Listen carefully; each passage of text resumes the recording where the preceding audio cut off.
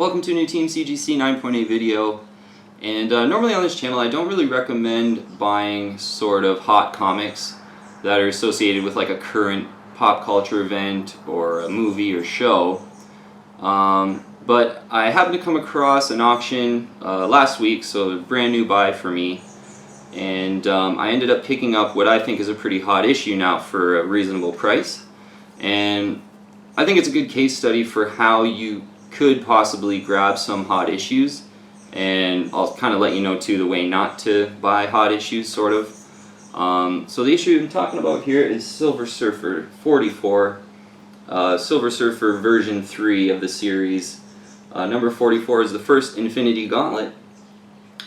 So obviously Avengers Endgame, still in theaters, has the Infinity Gauntlet a part of its story. But for a couple reasons I think, and it kind of reflects in the price I got for this comic, because I didn't end up paying at a high price as I thought. I thought it would be a little bit more.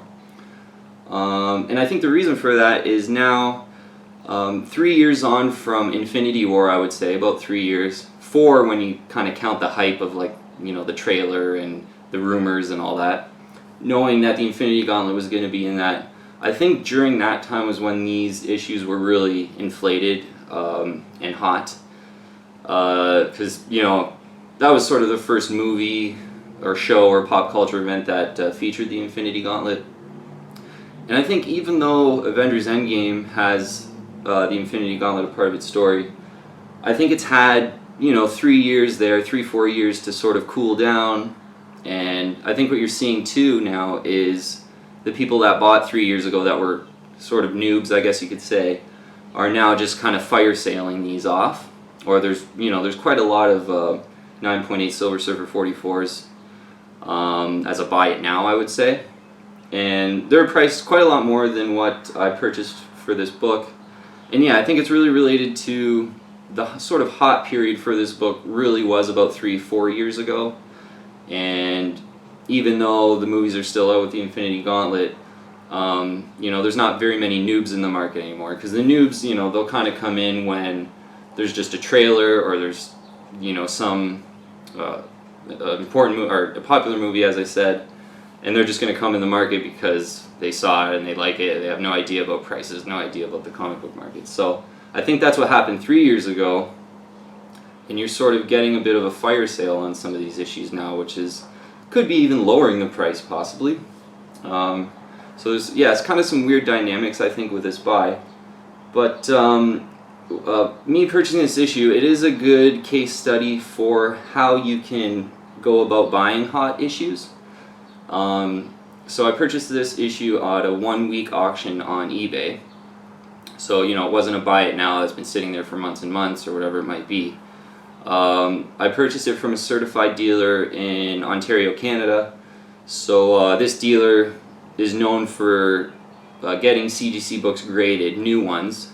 So this one, in the listing, they said it was just graded from CGC, just came back. They literally just took it out of the case, or took it out of the plastic, took a picture of it like this, put it back in the plastic, and then ended up putting the auction on eBay, and I bought it about a week later. So brand new slabbed Silver Surfer 44, which is great. But they had it up for a 1-week auction. And I think that's a good way to go about buying hot issues. Look for those 1-week auctions. A lot of times in eBay I'll just search like CGC 9.8, and then that's going to bring up like every CGC 9.8 on eBay, and then from there you can kind of, you know, pick your opportunities, rather than being like, okay, I want this one issue, put that one issue in eBay. Then you're probably only going to mostly see buy it nows, and which is usually buy it nows. Buyer or sellers are sort of trying to get inflated prices for most of the buy it nows. So I think, yeah, on any hot issue, if you can, you want to look for those 1-week auctions or even 10-day auctions, and you know, hopefully during that time the market's a bit on the low for that particular issue, and you can pick it up for a decent price. And I think that's kind of what happened for me with this issue. I, as I said, purchased it from a certified dealer, so I had to pay like taxes in Canada, and it was an Ontario business, so I had to pay 13% taxes on top of the order. What's really good is because I live in Canada, I didn't have to bring it over the border.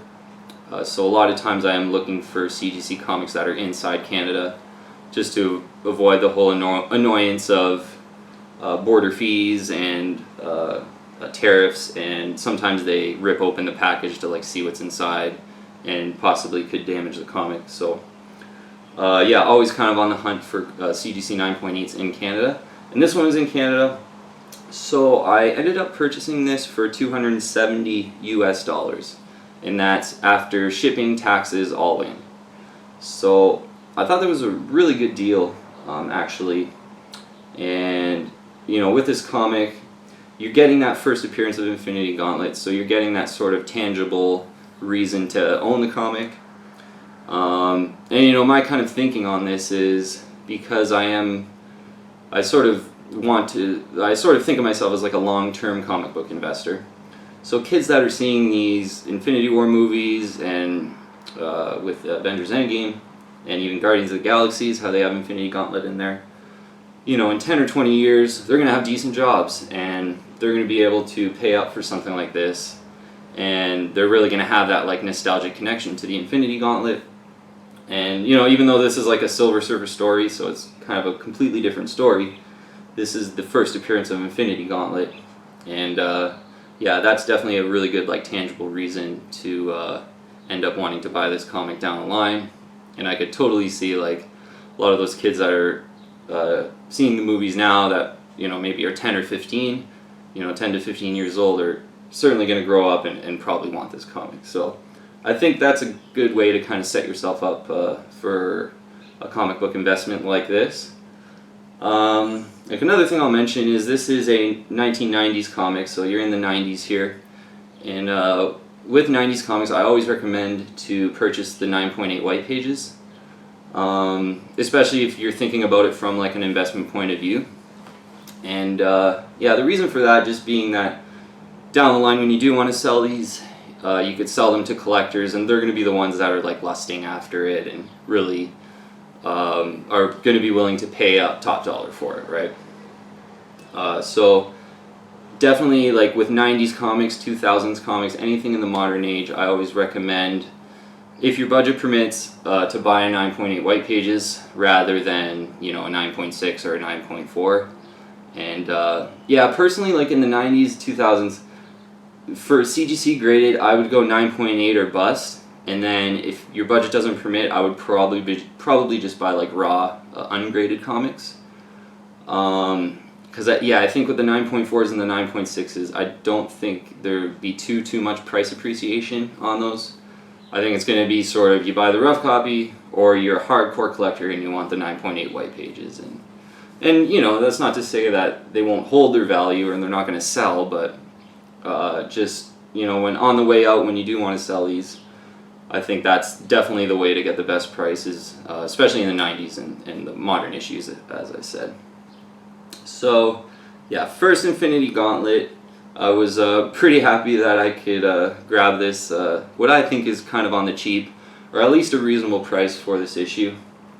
Yeah, because you know, if you have watched some of the other videos, usually, like I said, I totally recommend to sort of stock up on every comic that you really like while there's not a movie. So then, once the movie or show or pop culture event comes out, you're kind of in control at that point. You already have the issues, so you could choose to hold them while they go up, or you could, you know, maybe sell a few of them for like double what you paid for or whatever. Maybe certain issues really hot because of a certain movie.